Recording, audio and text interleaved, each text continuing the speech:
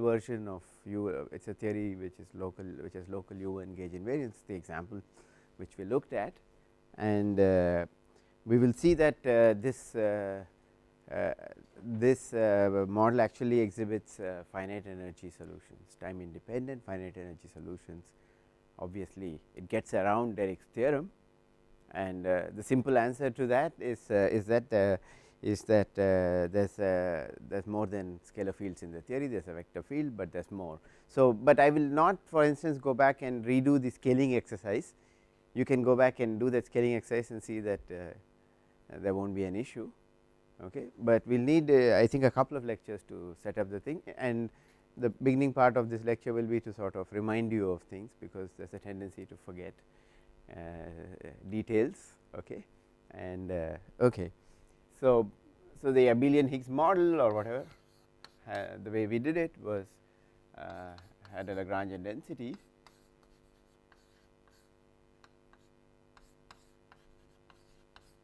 okay, and we will consider the case where there is spontaneous symmetry breaking in the global model. So we will look for something where the web of the phi vacuum of this form, and I think I used 2 or 4 here. I will put 4 factorial here to match some other thing where the factors are important, and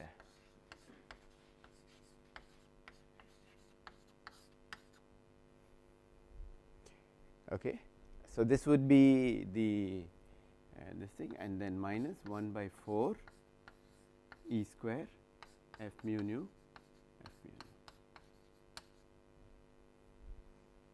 Okay. So this model is sometimes called the abelian. Abelian because U1 is a it's an abelian group. So abelian Higgs model.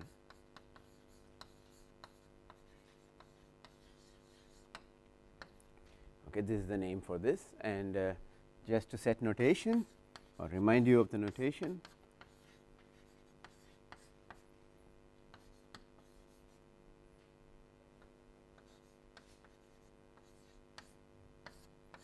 There was a minus sign the way I did it, and Q was the charge, and there was one more coupling constant. I want to do a little bit of dimensional analysis before proceeding.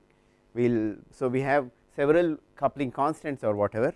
So so we have lambda, we have A and E. So these are what we will call coupling constants.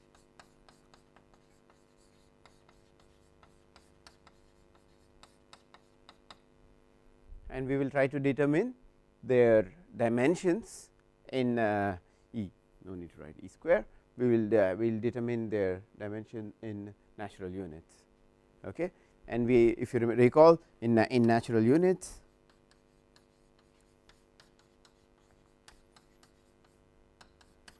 length is like mass inverse. Okay, so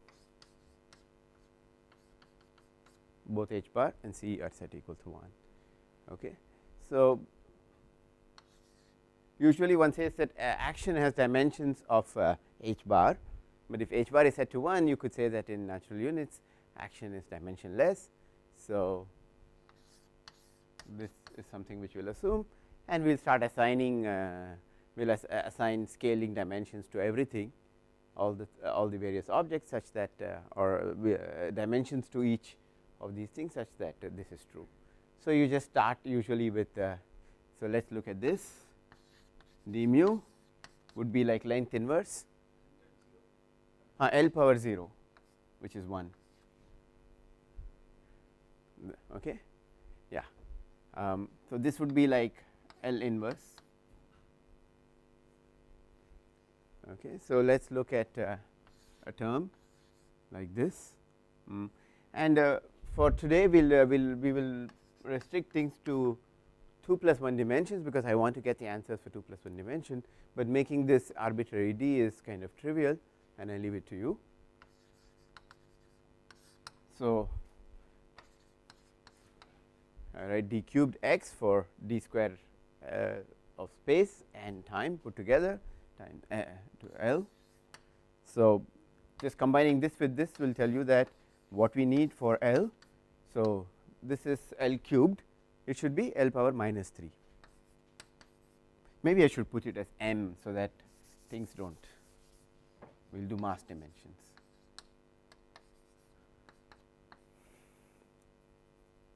So, this is L cubed, so this should be m cubed. Okay. So, we look at this and say what can, so we get for phi square, phi mod phi, I mean phi and bar, phi bar will have the same dimension. So, I am just putting them together times d mu square, which should be a mass square should be equal to m cubed. So, this implies that the dimension of this should be m power half.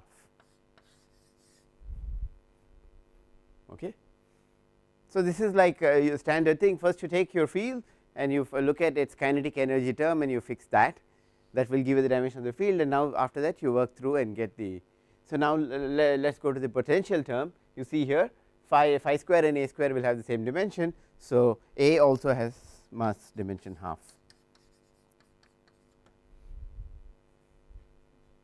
A has same as this thing. Okay. Yeah. Now, yeah, we need to determine lambda as well. So, this is now this is a square as m. So, this is m square. So, this should be m.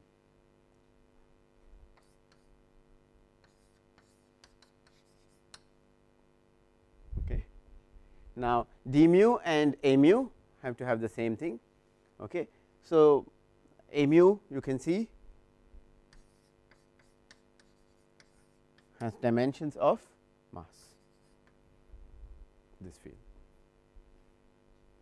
Okay. And you can see it is dimension independent, this statement, because it always comes like this. Okay. So, the gauge field, but pretty soon I will change the definition and then it will not be true.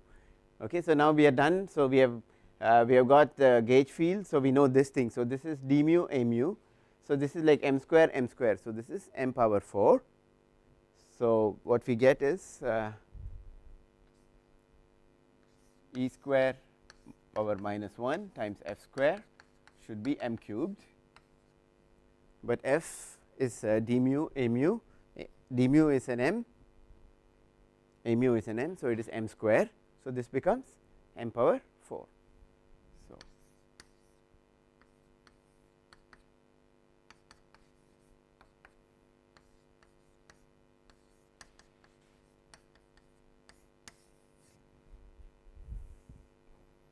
okay.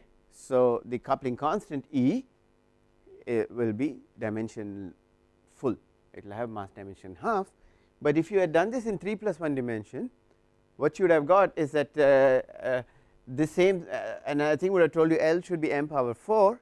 So, in 3+1 dimensions, this is our physical dimensions, the coupling constant, the electric charge kind of thing, coupling constant is dimensionless.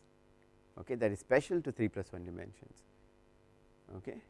So, in that sense 2+1 is better, it gives you something quite different. Okay. Now I am going to change things a bit, that is because it is not always conventional to put an e square out here. There are situations where this is true, but what you would like is to have your kinetic energy quote unquote for the gauge field to have standard normalization, and that is done by just another definition for E is as follows. You just take wherever you see a mu in the previous expressions, you replace it with E a mu. Okay.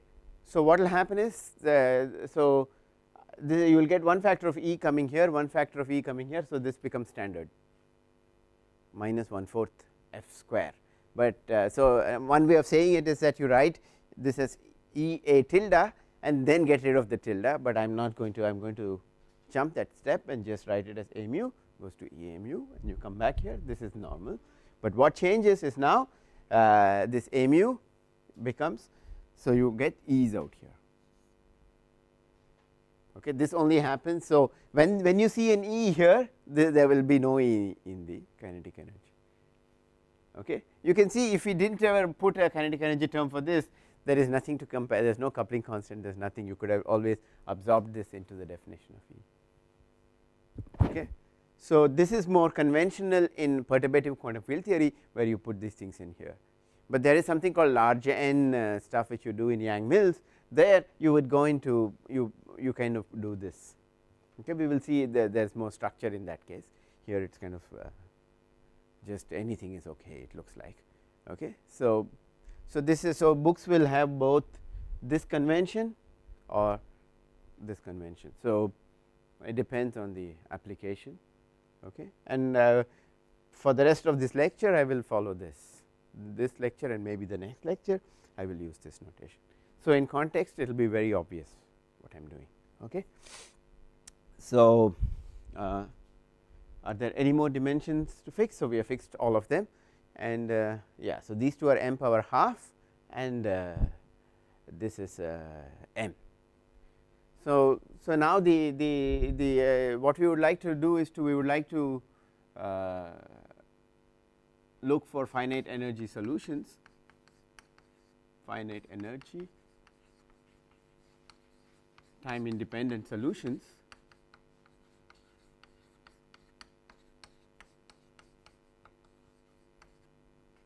I need one more bit of this thing. We had discussed also, we worked out these couplings, we expanded it out, and we saw that the linear coupling with respect to A was the Noether current for the global symmetry, but then I also pointed out if in the presence of the gauge field the conserved current is where you replace the derivatives by the covariant derivative kind of. Okay. So, you take, so the conserved current is something like this, I by 2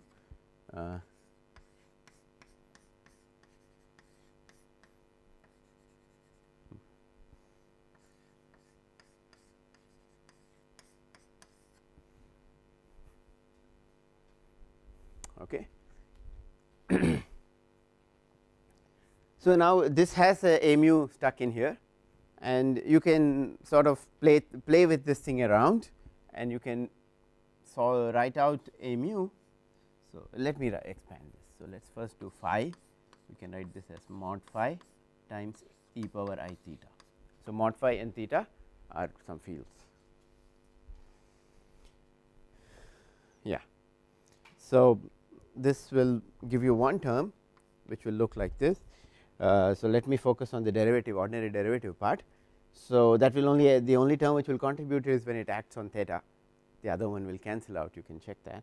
So, you get minus d mu of theta, and the a mu term will give you that, here you will get a minus I into I, you get a plus a mu mod phi square. Oh, I forgot a mod phi square here also. Okay, I can write this.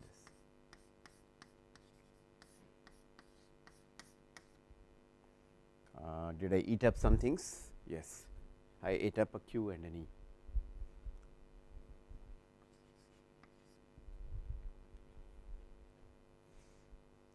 And just to make things less messy, I will just set q equal to 1, I will just choose the field to have charge 1. Okay, so that we have only one E. Okay, so choose rather, not set.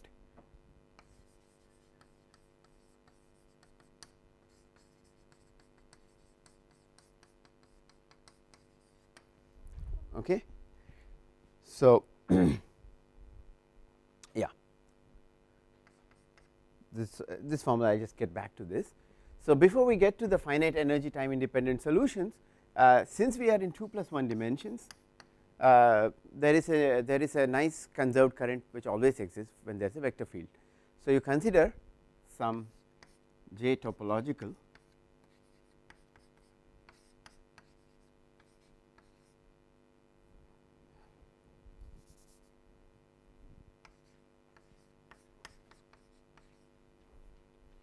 something like this.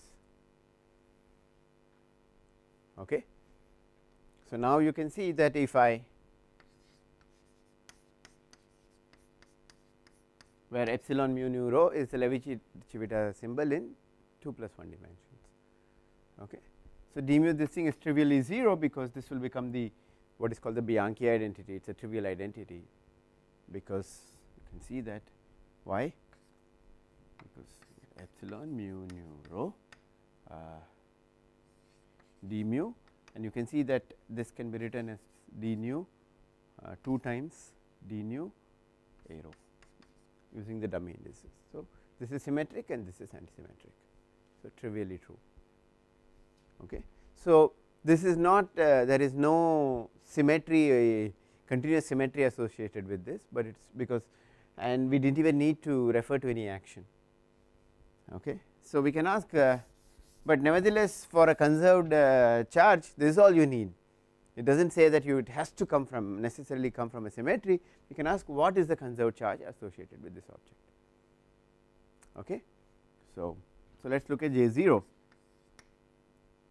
of topological, and we have to integrate this over the spatial coordinates. So, the charge conserved charge would be integral dx1 dx2 times J0 of topological.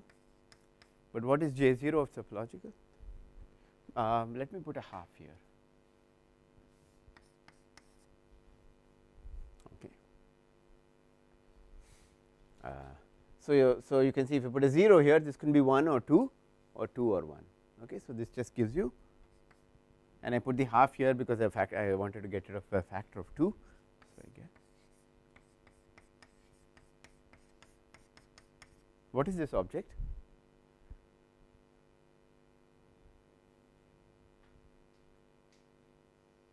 What is F12? It is a magnetic field. Okay. Since we are in 2 plus 1 dimension, the magnetic field has only one component, which is F12. Electric field has 2 components. So, again you can see that there is something special happening in every dimension.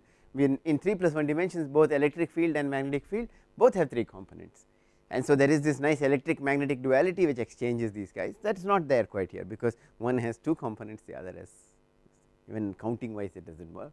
So, this is the magnetic field. Okay. So, what would you call this object? We are integrating magnetic field over some area. What is that thing called? Flux. Okay. So, the conserved charge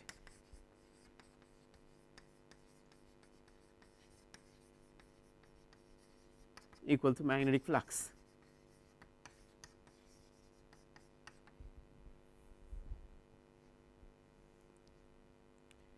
Okay. So, this is always true in this model, that there exists a conserved charge, and for instance we can go back to the vacuum solution that we looked at in this theory. So, a vacuum solution which was the lowest energy solution, which had 0 energy, was to set for instance phi equal to a, mod phi equal to a, no actually phi equal to a, fix the constant equal to,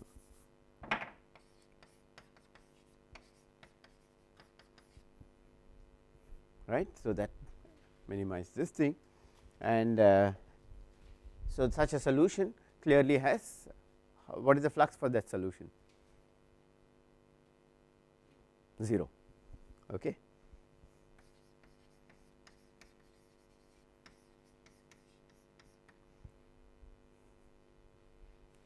Okay.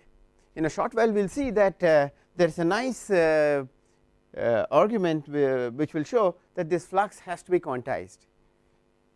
Okay. And the quantization is kind of neat, and it comes from this observation out here. So, yeah. So, first step is to look at this.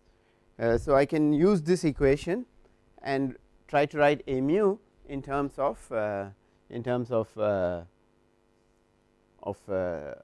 j mu and this derivative. Okay. So, let us write that first. So, this will tell you that E a mu should be equal to d mu of theta. Okay. Then plus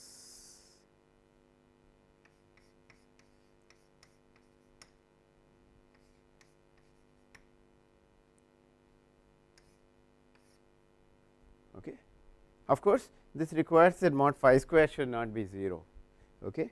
And we will see that later. Yeah, okay, let's hold it for now. So if you are in a region where mod phi square is non-zero and then there are no currents, okay, where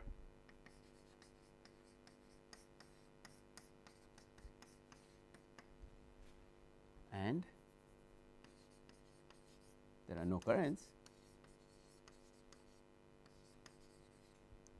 no j, that is no sources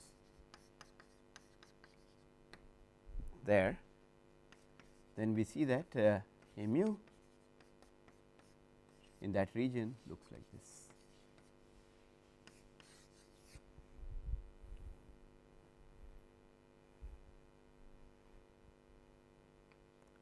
Okay, they are not saying anything deep.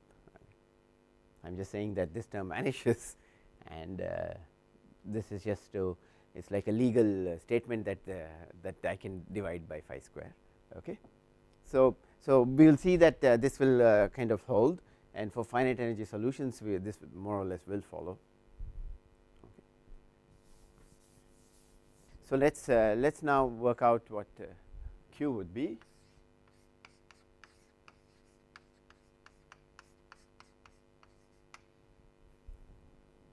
Okay. Now the nice thing is that you can use what is this called, Stokes theorem or something in the plane, right, and you can write this as the same, this is the same as an integral of over a circle of radius r, limit r tending to 0 times a dot dl.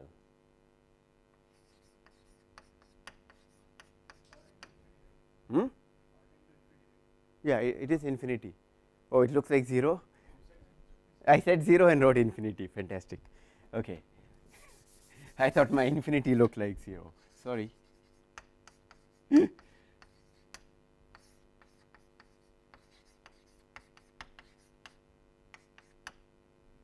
Okay.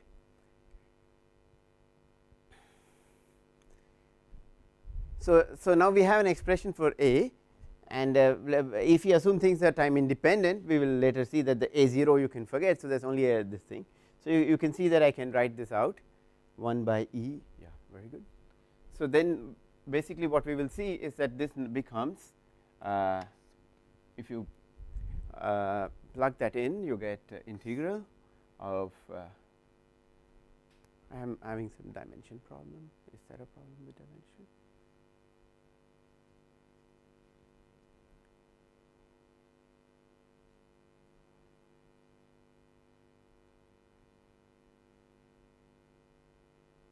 That is okay.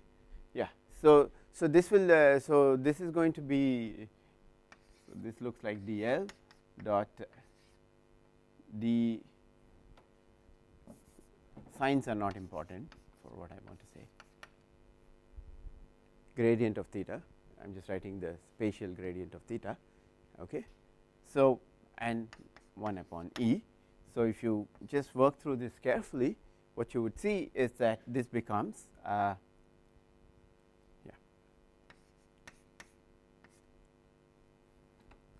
this is equal to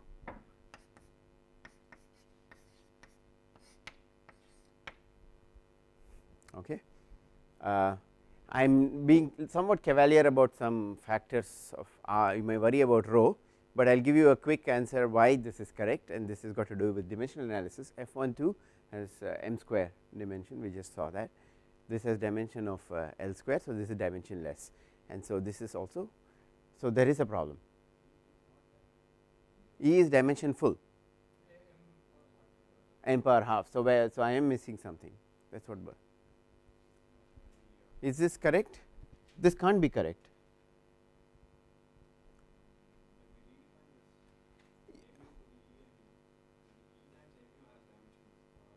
Yes.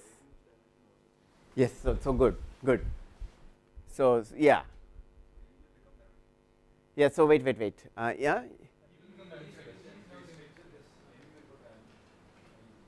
Yeah, no, E will not change its dimension. E will not change its dimension. That's a wrong statement. So let me just redo this argument. Yeah, okay.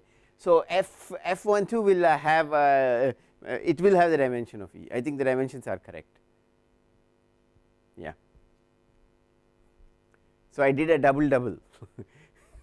So it should be dimensionless in the old thing, then you put the E into the thing and you put it here. Okay, very good. So this is what you get. Okay, so following this argument, so I had to make this assumption, but usually this is kind of true that you assume that at infinity your currents there are no currents, and even this holds because if you want a finite energy solution, you know that the at spatial infinity your phi fields better go to its vacuum expectation value and mod phi better go to A, which is taken to be non-zero because we are looking for symmetry breaking. So those conditions actually hold. Okay, and so this is true. Okay, so I am using the finite energy condition. I am also implicitly there is some time independence part, but let us hold that for now. So you can see that this magnetic flux here has to be this way, but now we know that phi is a single valued field, single valuedness of phi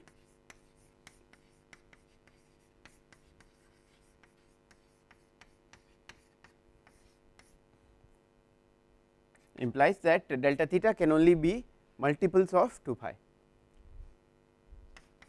because this is the phase of phi. So what you are doing is you are going in a circle at infinity, and the circle at infinity it can only change by 2 pi. Okay, so implies that magnetic flux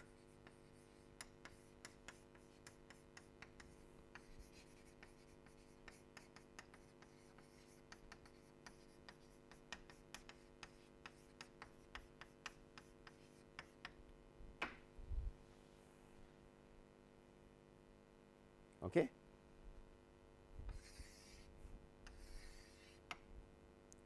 What we will see is that finite energy solutions we will consider. So what we will see is that this n here will have some meaning, it will correspond to the, so in other words the smallest guy you can get which has non-zero thing is 2 pi over E.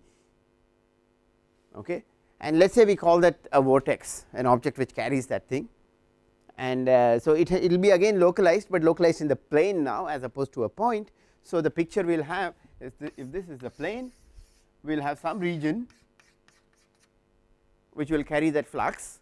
Okay, it may have some size, we can even estimate what the size would be, and far away it should go to the vacuum solution, otherwise you would have this thing, except for the thing is that what we did is if you have 2 pi over n, the field 5 as it goes around should get wrapped in some sense, and so that has to be there. So in some sense it is not like it is gone, there is a like a branch cut, there is something going which will remember the fact that you have to make a jump of one unit. So and n would be, so you would think of this is what you would think of as a magnetic vortex. Okay, and this is exactly the picture you would have seen even in type 2 superconductors, where this would be interpreted where mod phi would be the Cooper pair density, and this would be the so this would be the normal superconductor in mod phi non-zero, that means there is a finite non-zero Cooper pair, so this would be superconducting and this would be normal in that thing. Okay, so we get something which is very nice, there is no quantum mechanics or anything in getting this, it is just topology in some sense, it just tells you that these conditions it has to be quantized. Okay, so now let us start the, are there any questions? So we need to know what the Hamiltonian density for this thing is. We have worked out the Hamiltonian density without, in the absence of we have done it for f and we have done it for this thing in different times, or at least in your assignments. So let us and so yeah, there is also additional things. So we have to make a gauge choice, and the gauge choice I make is to set the 0th component to be 0. Okay, and time independence for this in a covariant fashion would be this, but now it is also implies d0 of phi equal to 0. Yeah. Yeah. So, I am just starting here, I am just looking at the this current is conserved, there is nothing deep about this. Okay. So, then I just rewrite it and pulling out an a mu, and so this expression from here to here is just a rewrite of this. So, the next statement is that suppose I am in a region like we are when you are doing this thing, this is really at spatial infinity. At spatial infinity I know that mod phi square has better go to a square, okay, and there will be no sources at infinity. These two are nice assumptions. In that situation a mu is just the a mu just is proportional to equal to 1 by e d mu theta, because j mu is 0 here, and that is it. I think this is yeah. So, here I did not say that, I just at that point I had not come, I said when this is true, but that is true at spatial infinity, which is where I am using it out there. Okay. So, these conditions are trivially satisfied here with the fact that I require finite energy. Okay. So, so now you can see that now time independence in this gauge is very nice, it just means the usual statement that phi does not depend on time. Okay. Now, the Hamiltonian density would be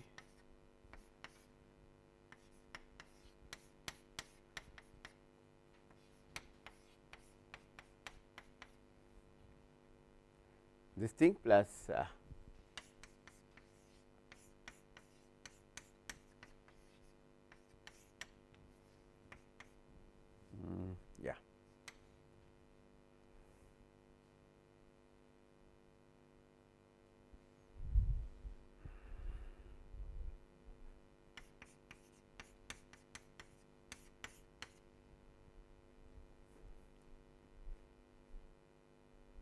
Okay. I was just pausing because I wanted to check the 1/4 will become I think half f12 f21, yeah. So, that is exactly 2. So yeah, square. Okay. So, this is just there are too many stars out here, I think now we are fine. Okay. There is no E in this problem, you would have had that. Okay. So, we are just saying that the fields are this thing, and so this is the same as this, and A I is time. That is like saying there is no electric. Okay. So, in that thing I am just looking at, so the energy. So, one trivial thing observation here is this sum of squares. So, obviously it implies that E is greater than 0 or equal to 0, rather, yeah, let us say this way, H is greater than or equal to 0, E could be infinite also, whatever. Okay.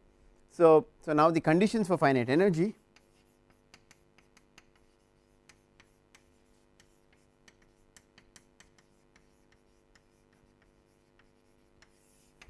okay. So, let us do a little bit of work, let us write phi, let us choose okay, let us write x1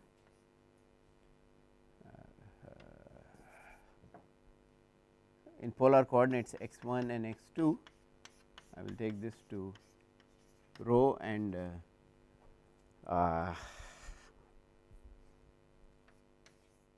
no, I can't use phi, right. What angle should I use? Alpha? I use alpha for the gauge transformation. So, keep running out of Greek letters. Okay, let us use alpha for now. No, eta was used for the radial fluctuation. Beta. Okay. Yeah. Okay. So, this is just the rho, radial rho or whatever. So, first thing we know is that mod phi.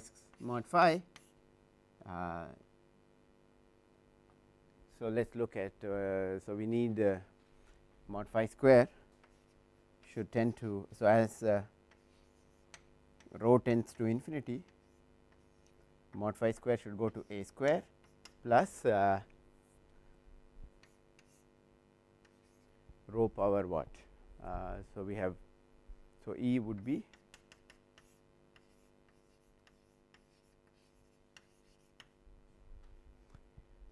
okay. So,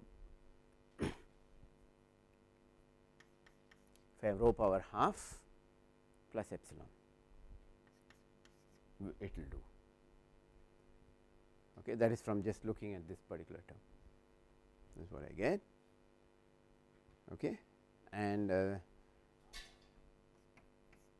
what about F12? I am just writing for some of them. F12 should go like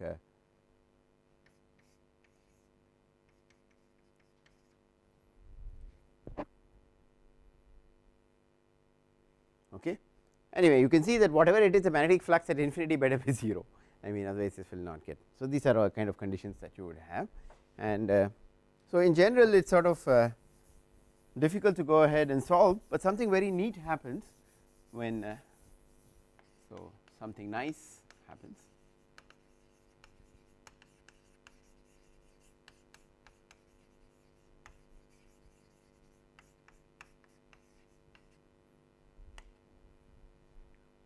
Okay.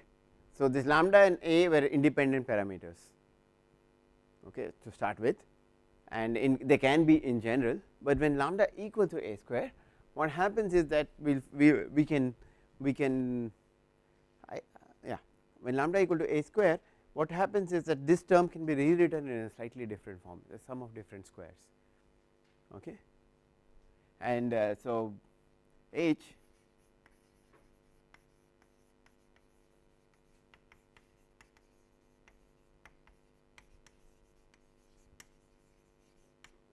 neat and different fashion.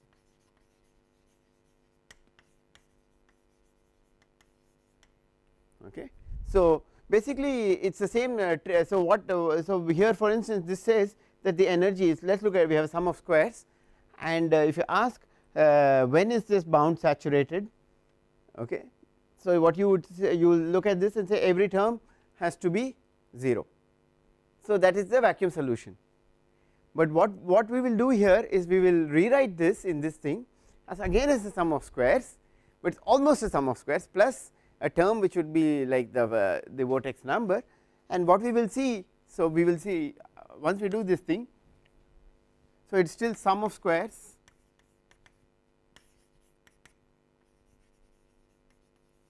plus or minus flux with some factors. Okay. So, now you will see that the bound will be stronger than this thing. This just tells you that the energy H is greater than or equal to 0, we will get something stronger. Okay. So, the bound we will get, will be E, which is defined to be greater than or equal to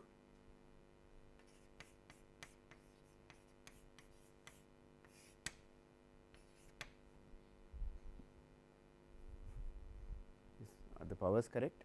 I never get these powers right. Okay. All these numbers are just to get the dimensions everything correct, but the key point here is to remember is that it tells you that if I have a solution with magnetic vortex 1, okay, number 1 with or flux 1, then the energy is bounded not by 0, but it has to be bounded by. Intuitively that makes sense, because that object has to have 0. It is something greater than the ground state solution which has 0 energy, but the key is that it actually is bounded from below by a number. So, again if you ask for when is this saturated, again it becomes like saying there are sum of squares, you set the squares equal to 0. Okay. So, now this thing this trick I think goes back to Bogomolny, I think Bogomolny. Okay. I am sorry, Russian names they have many different spellings, this is one of the more common ones, and yeah, and the same author I have seen even in papers write their names in 2 different ways. So, I guess when it comes from translation from Russian to English, names change. So, this is so this kind of trick goes back to Bogomolny, I think. So, you write things as sum of squares, you have to massage it, it is not so factors are important everything, but you may think this is just a curiosity, why do I have to go and take lambda equal to a square, looks very artificial, but it turns out that this kind of conditions are very natural in supersymmetric theories. Okay. And one great thing about this is at the end of the day you are solving first order equations, you are not solving second order equations. Here this is di of phi equal to 0, this thing equal to this thing, so on and so forth, that kind of things you are doing. Okay. So, you are solving first order differential equations as opposed to Euler-Lagrange equations which are second order. Okay. So, whenever these things happen you are solving and it is always easy to solve a first order equation.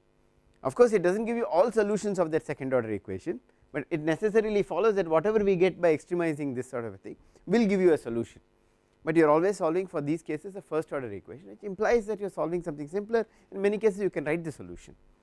So, in fact, this is the first, I mean and this was also used by two other authors, Prasad and Sommerfield I think, not Sommerfield. Okay. And they also converted in a different context, they solved for these problems, and so this goes by name of BPS. So, whenever people are talking of BPS, in some sense what people have in mind is you are solving first order equations instead of second order equations, and it is very very natural out there. Okay. So, if I take this thing and embed it into a supersymmetric theory, which we cannot do because we swore we will not discuss fermions in this course. Okay. So, then so because of that, then you will find that that theory supersymmetry will force conditions of this kind, precisely these kind of conditions. Okay. And okay. So let us but it is not that we cannot solve solve these things when lambda is not equal to a square. Okay. But this trick which I am doing definitely requires it. Okay. So, now this is again one of the few times where I do not want to waste anybody's time. So, I will write out the sum of squares in a, it is written in a very horrible form.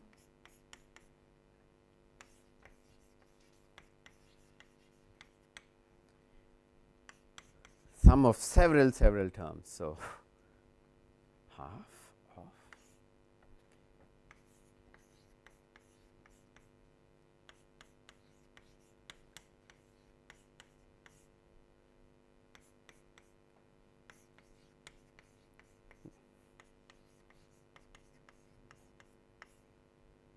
like many things I will give you a simple way of looking at it. Okay. But I have to write it in this form because it is because it represents two things, a minus sign and a plus sign. There are two ways of writing it, not one way.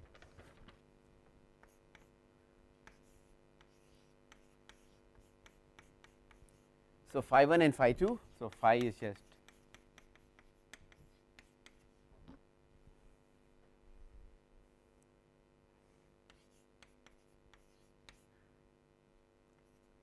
and there is some confusion here, right. This 1 and 2 are nothing to do with space indices, but this A2 A1 are related to this thing, but there is some where it looks like they are getting mixed up, and this is again a trick which is called soldering. Okay. You solder some internal index with some spatial index, it is called soldering, like in electrical engineering. Okay. So, people come up with interesting names.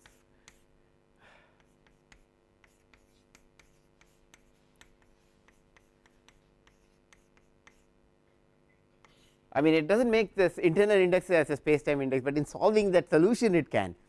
Nothing says that phi 1 cannot be x 1, right. So, that is called soldering, right, if you write phi 1 equal to x 1, because you are making that one direction of this thing and phi 2 becoming x 2, that is one example, but anyway.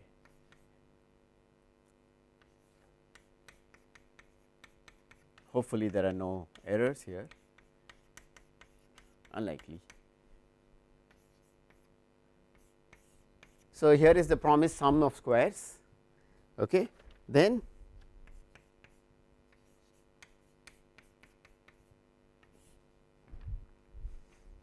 as you can see, I needed to look at some sheet of paper with this written, because I cannot work it out without insulting your time. Okay. So, now so this is sum of these squares, 3 squares, but there is this extra piece out here. Okay. And so, now you can see that E integrated, this integrated over this is nothing but the flux. Okay. So, So, I just need to make a comment on how to remember this. For the top sign, the upper sign, for the upper sign, okay. So, that is here, here, okay. The first two terms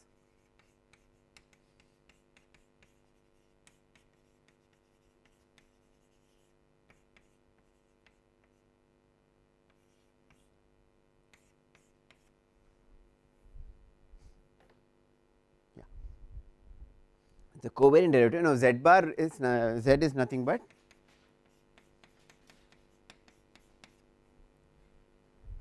going to complex coordinates, okay. And for the lower sign, see this is so mod square is just sum of two squares, right, of a complex number. So, that is what this is, okay. This is not so hard to figure out. For the lower sign, the first two terms,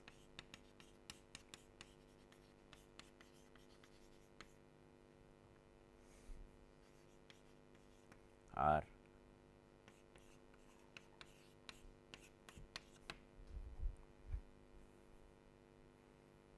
okay. So, this exercise for you, go home, check this, okay. It is kind of tedious, but I mean not that tedious. I mean you could have done this in high school if somebody gave you the definition. So, let us get the bound. So, what does it say? So, this integral gives you e a cubed, integral of that is n. So, what we get is that tells you that e plus or minus no or minus or plus, right.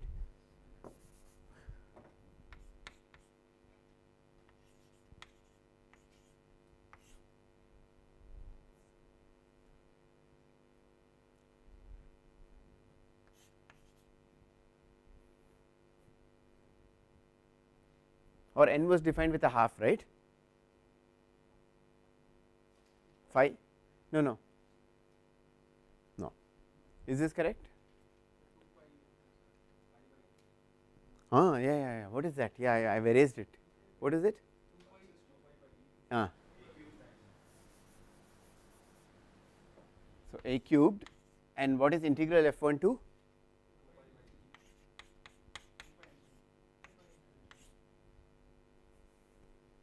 Okay, equal to sum of squares. So, this should be greater than or equal to 0.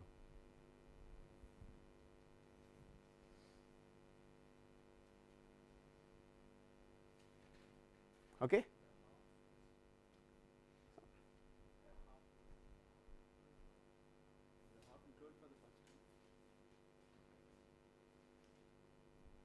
Okay, but okay, I think I think that is not so important. Yeah. Yes, yeah, I did. But the quantization should not change, right? The quantization does not depend on.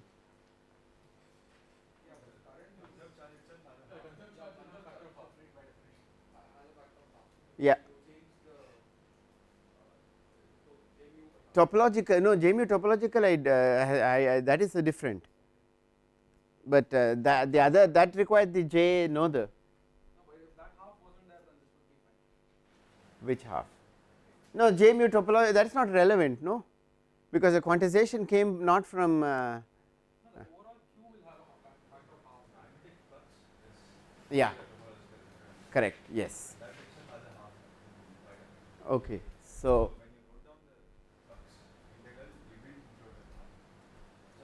Oh, I forgot the half. Okay, thanks. Okay, so I missed a half earlier, not here. So this is correct. Oh, okay. So two errors kind of compensated. Fine. Now we are fine. Okay. So what this tells you is that now we should take when n is greater than 0. You can see that one of them is weak. If n is positive, E greater than the stronger one is the upper sign. This thing. Okay. So.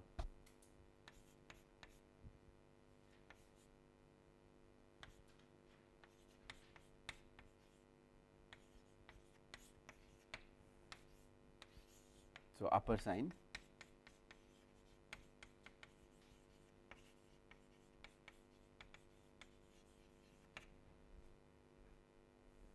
and n less than 0, the lower sign contributes and you put a minus 2 pi n a cubed upon e. Okay. Now, you can see that both of them can be put together by just putting a modulus.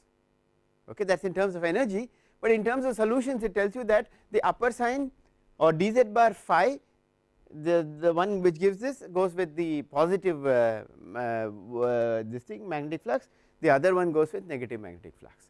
Okay. And when is it saturated? When these things. Okay. So, for instance, so let us choose.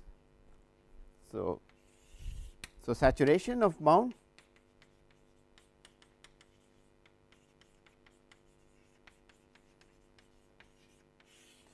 so we will call this we will loosely call this a BPS bound. Okay. So there is nothing, it does not quite fit with what is modern day usage, but does not, I mean the spirit is that. Okay. So we can see that implies that so for n greater than 0 dz bar phi should be 0 and what else should be 0. So that is the first two terms are taken care of, and f12 should be equal to minus a by 2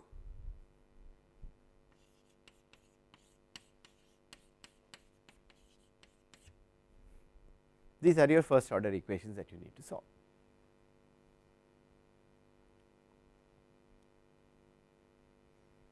Okay. So now, and you can see that the same thing for n less than 0 just becomes dz of phi equal to 0 and f12 should be plus a by 2 this thing. So these are